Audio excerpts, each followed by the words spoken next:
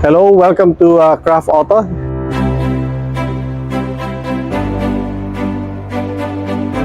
We had done our renovation and everything 3 months ago. So this is an update of our facility and the work that we're doing.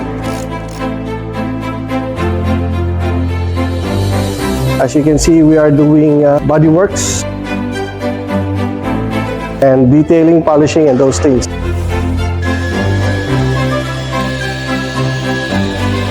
So these are the cars that we have.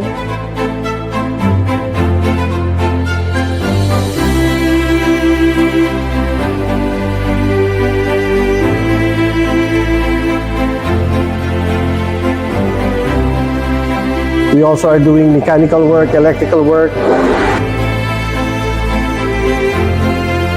All this small work that you need, minor service, major service, we definitely do all this. We are specialized in all these European and American cars, as you can see in our garage. Anything you need regarding your car, we can definitely do it here.